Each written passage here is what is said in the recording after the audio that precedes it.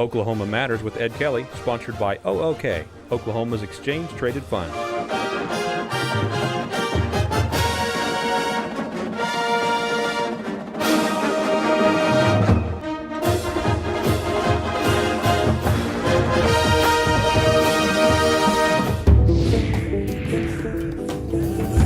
I'm Ed Kelley, editor of The Oklahoman.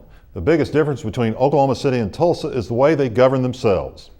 Oklahoma's largest cities share so much in common, but the contrast couldn't be more stark with what's going on right now in their respective municipal governments. Take Tulsa. For months, headlines have screamed from the Tulsa world about the backbiting and mudslinging coming from Tulsa City Hall.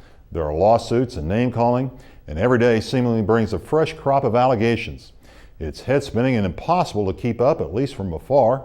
But here's the best description I've seen so far, and credit goes to the source, the World. Within 5 months, there's been a council investigation of the mayor and his top aide, a civil lawsuit targeting counselors, and a barrage of attacks between the two sides with no end in sight. Compare that now to Oklahoma City. Here, the city is quietly dealing with modest budget cuts that have come with the new fiscal year. Oversight of the MAPS 3 tax initiative is gearing up, with interest but little or no opposition. Perhaps the biggest story of the summer, the proposed redesign of Sandridge's buildings downtown, generated some headlines, but a truce was peacefully called.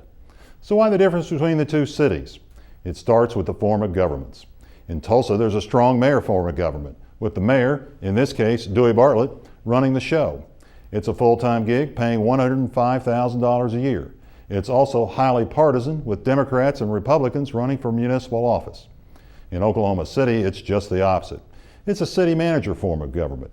Day-to-day operations of the city rest with city manager Jim Couch, one of the best in the country. He runs the show. The mayor and council members serve in part-time jobs. Mayor Mick Cornett is paid $24,000 a year. Council members get half of that.